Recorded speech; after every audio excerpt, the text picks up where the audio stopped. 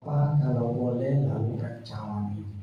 Tapi dia bilang begini, bukan kehendakku yang jadi, melainkan kehendak. Itu penyerah total kepada Tuhan. Puji Tuhan.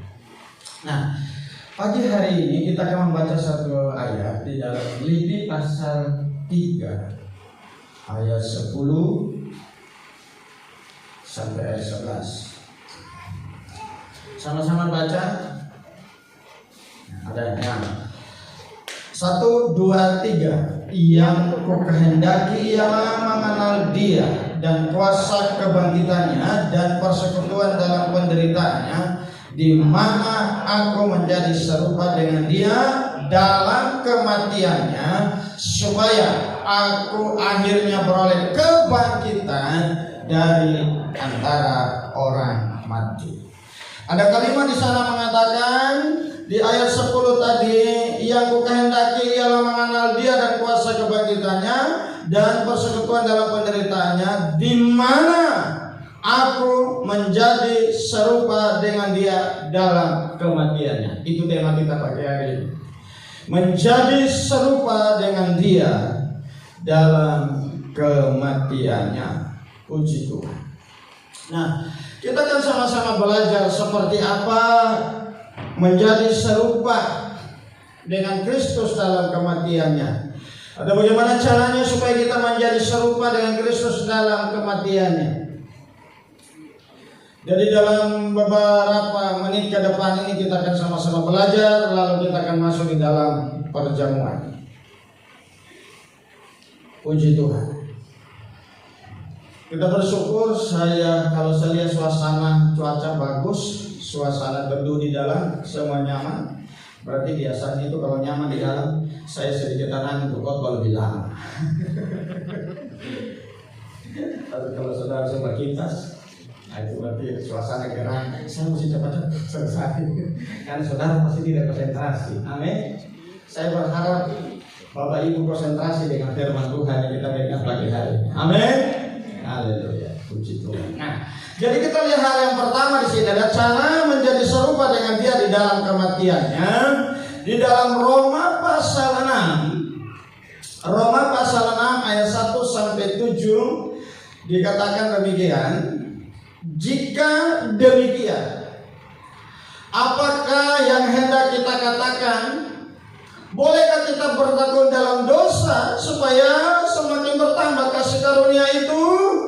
Sekali-kali tidak. Bukankah kita telah mati bagi dosa? Bagaimana kita masih dapat hidup di dalamnya? Atau tidak tahukah kamu bahwa kita semua yang telah dibaptis dalam Kristus telah dibaptis dalam kematiannya? Dengan demikian kita telah dikuburkan bersama-sama dengan Dia oleh baptisan dalam kematian, supaya sama seperti Kristus telah dibangkitkan dari antara orang mati oleh kemuliaan Bapa, demikian juga kita akan hidup dalam hidup yang baru. Sebab jika kita telah menjadi satu dengan apa yang sama dengan kematiannya, kita juga akan menjadi satu dengan apa yang sama dengan kebangkitannya. Karena kita tahu bahwa manusia lama kita telah turut disalibkan, supaya tubuh dosa kita hilang kuasanya, agar jangan kita menghambakan diri lagi kepada dosa. Sebab siapa yang telah mati, ia telah bebas dari dosa. Puji Tuhan. Cara yang pertama, kita lihat poin yang pertama tadi apa? Menanggalkan manusia lama. Menguburkan manusia lama. Atau menanggalkan atau menguburkan manusia lama. Boleh saudara tulis itu, menguburkan manusia lama. Nah, ini saya kasih ke bagian poin. Itu poinnya. Oh ya. Boleh edit ulang. Menguburkan manusia lama. Tapi sama sudah tahu. Jadi hal yang pertama adalah menguburkan manusia lama. Nah, perhatikan ayat yang kita baca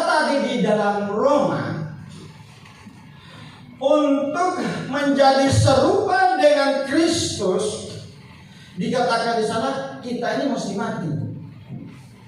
Apa yang mati? Manusia lama. Caranya apa? Itu lewat baptisan seperti apa yang di Roma tulis tadi. Dikatakan tadi di sana kita baca, dengan demikian kita telah dikuburkan bersama-sama dengan Dia oleh baptisan dalam kematian. Jadi baptisan itu sarana yang dipakai Tuhan supaya manusia lama kita ini bisa dikuburkan, ditenggelamkan di dalam air, kemudian dibangkitkan lagi bersama-sama dengan Kristus dalam kebangkitan.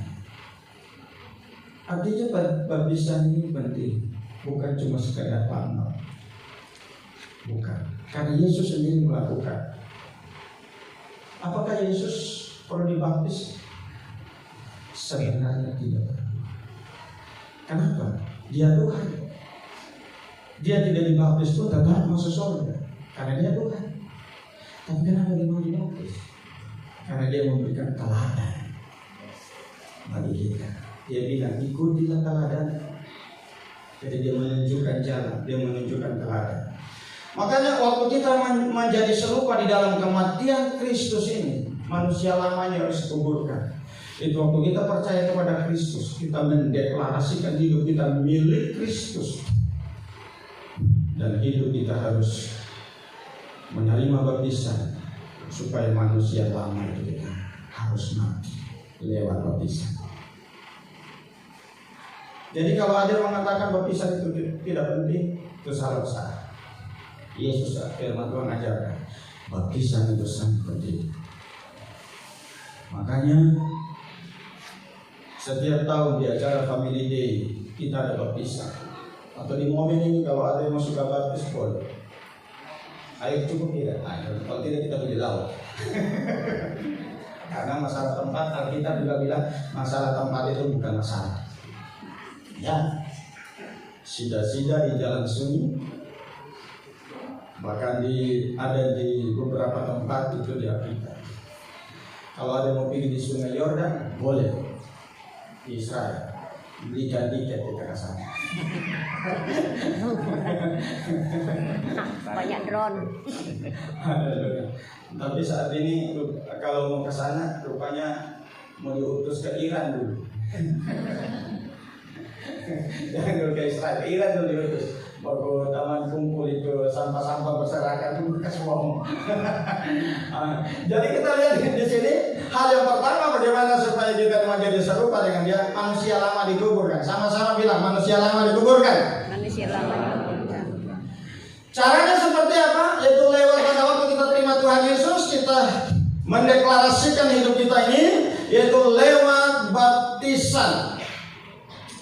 Nah, lewat baptisan ini kegunaannya supaya kita ini dimeteraikan menjadi milik Tuhan. Di dalam Matius 3 ayat 16 sampai 17 bilang begini. Matius 3 ayat 16. Sesudah dibaptis, Yesus segera keluar dari air, dan pada waktu itu juga langit terbuka dan Ia melihat Roh Allah seperti burung merpati turun ke atasnya. Lalu terdengarlah suara dari surga yang mengatakan, sama-sama baca, inilah anakku yang kukasihi, kepadanya lah aku berkenan. Jadi ketika kita menerima baptisan, sebagaimana Yesus teladankan, Alkitab mengatakan langit terbuka, lalu ada suara berkata di sana, inilah anakku yang kukasihi. Artinya ketika kita menerima baptisan ini sebagai cara menguburkan manusia lama, maka kita dimeteraikan menjadi anak Allah yang Dia kasih. Amin. Amin. Kita dimeteraikan menjadi anak Allah. Haleluya. Beberapa waktu lalu saya sudah singgung waktu kami ikut acara misi di Palu. Salah satu pembicara kami itu adalah Ustaz. Pembicara itu saya datang. Tapi bukan sekadar baptis, belajar Alkitab dulu, ngerti bagi baptis. Atribut tetap, tidak ganti atribut.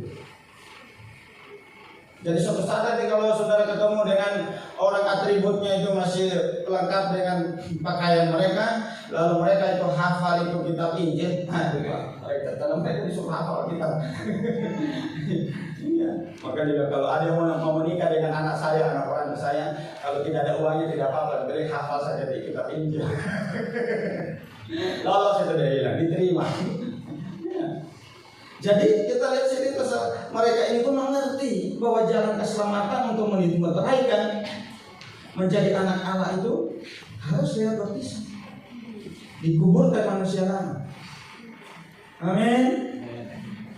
Saya dulu manusia lama saya ini dulu. Kita semua punya pengalaman manusia lama. Mabuk, tukang tipa. Ada bukan tiba sih, saya temannya. Terus kalau sini pamino masih ada pamino, saya bukan juga pamino, bukan tiba, masih menang satu langkah saya. Lalu apa lagi? Belajar dengan ilmu-ilmu kuasa kegelapan. Saya pernah baku potong, saya tidak mempan dipotong dengan parang. Sama-sama begitu dulu. Maka mau jadi satu tidak enak sebenarnya. Tapi itu manusia lama saya.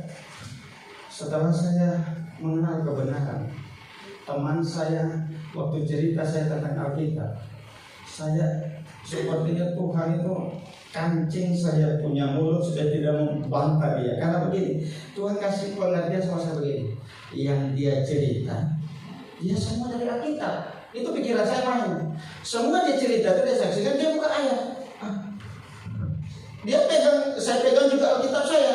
Semua apa yang dia baca ada juga yang dia di Alkitab saya pegang. Berarti betul ini. Maksudnya begitu logikanya main, no? Jadi kalau orang cerita Alkitab, dia buka Alkitab, dia terangkan Alkitab, logika masih main. Berarti betul dari Alkitab. Saya itu waktu itu memang Tuhan kasih pengertian seperti, iya dia buka Alkitab, semua dia cerita ini. Semua dia jelaskan itu dari Alkitab. Berarti saya bilang ini mesti betul nih. Sampai akhirnya saya menyerahkan diri untuk menerima baptisan, dan semua kebiasaan buruk saya, hal-hal yang saya pegang nenek punya, nenek punya. Masih ada yang bilang nenek sih, kita coba disalahkan. Itu semua dikuburkan. Lenyap so. Iya. Jangan kira, sedangkan hamba-hamba Tuhan saja masih ada yang pegang-pegang ini. Teman saya bilang begini, waktu dia mau bertobat, dia bilang, ada satu ilmu yang saya tidak mau lepas, dia bilang. Tapi pada akhirnya dia lepas juga, dia sadar. Bilang, apa itu? Itu cuma sebenarnya. Saya ini kan suka makan. Jadi kalau saya tersangkut tulang ikan di leher saya baca-baca, saya tiup itu air, saya minum lurus itu tulang ikan.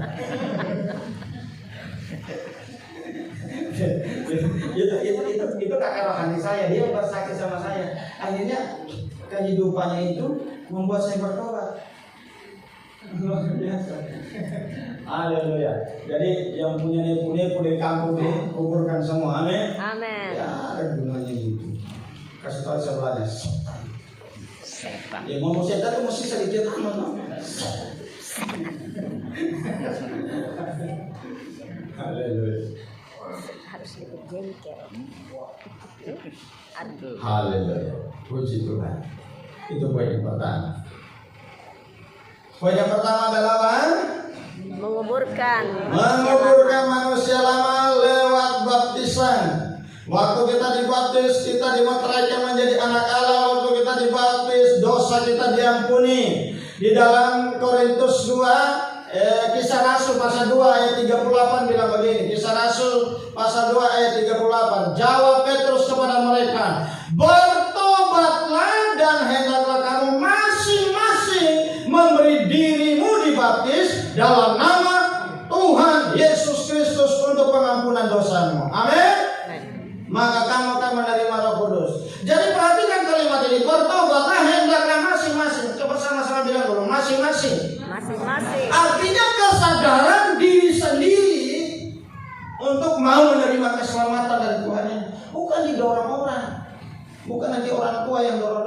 bukan nanti pasangan hidup yang dorong-dorong.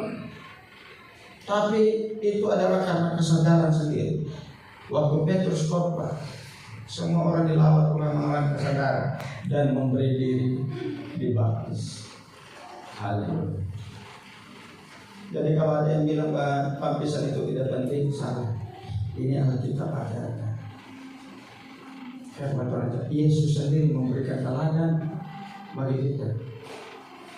Makanya saya kembali lagi begini. Coba jangan kita terpengaruh dengan apa kata orang. Logika kita sendiri yang main sampai baca Alkitab. Itu saya. Ini Alkitab yang tulis ini.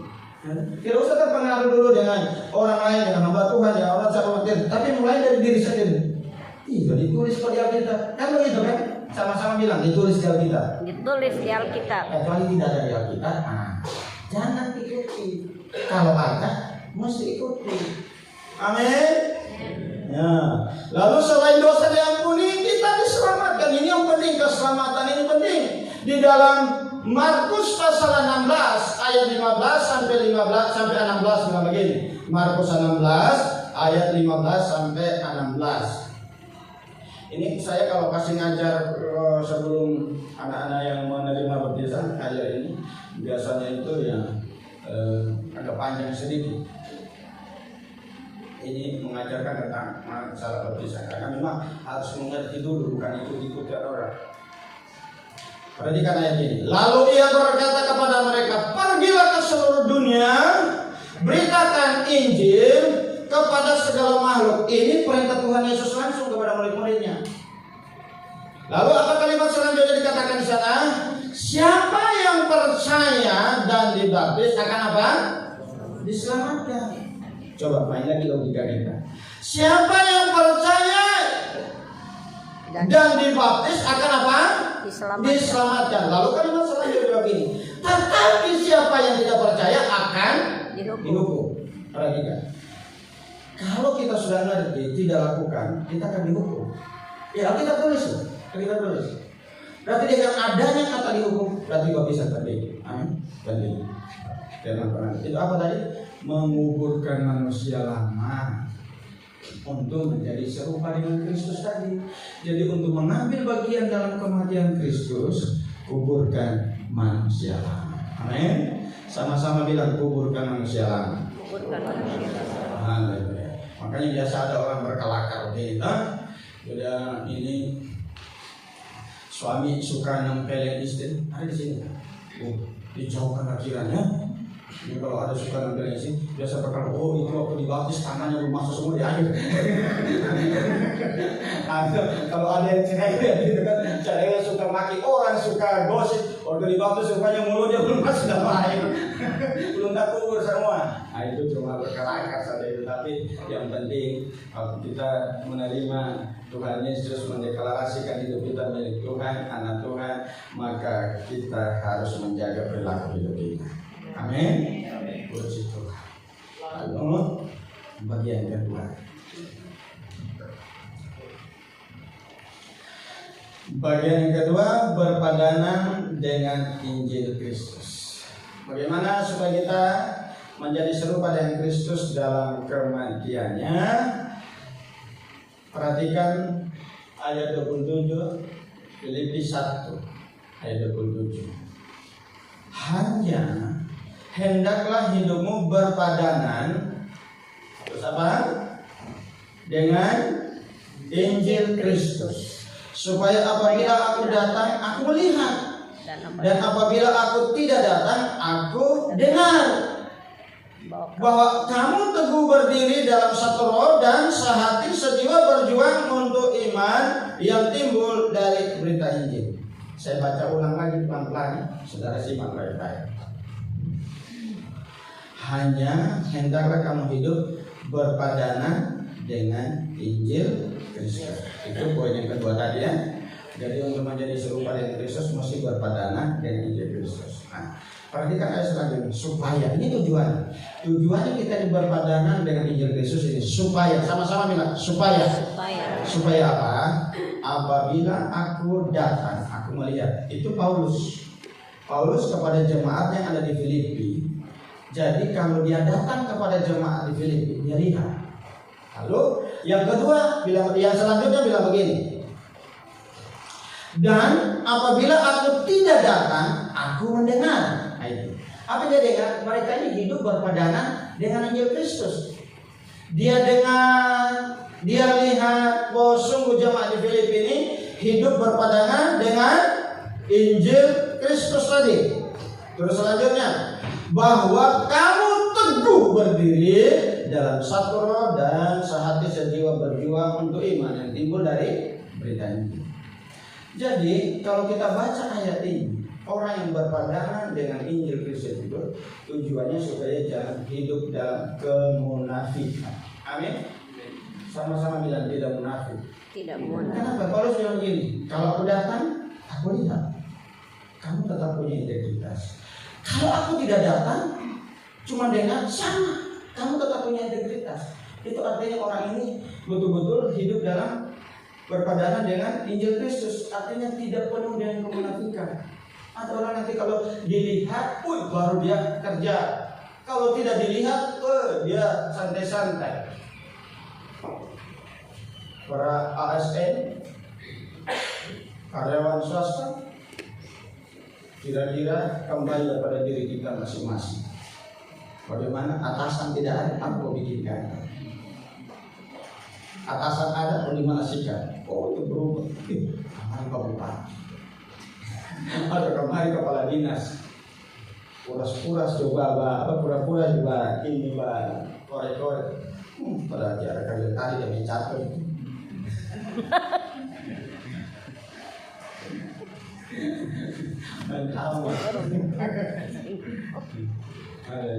Kalau gadisnya juga masuk di situ cari pakan cakur ya sama-sama sudah.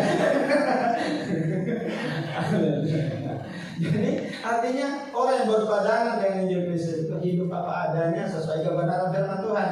Jadi orang yang mengambil bagian dalam kematian Kristus menjadi serupa dengan Kristus itu adalah orang yang hidup berpadangan dengan Injil Kristus, tidak munafik, apa adanya. Amin. Sama-sama bilang apa adanya, bukan ada upahnya. Haleluya. Lalu kita lihat selanjutnya yang terakhir, poin yang ketiga. Poin yang ketiga, Filipi 1:29. Siap apa itu? Menderita bagi Kristus. Ini ayatnya. Filipi 1 ayat 29. Sama-sama baca 1, 2, 3. Sebab kepada kamu dikaruniakan bukan saja untuk percaya kepada Kristus, melainkan juga untuk menderita untuk Dia. Poin yang ketiga ini bagian terakhir adalah siap menderita bagi Kristus.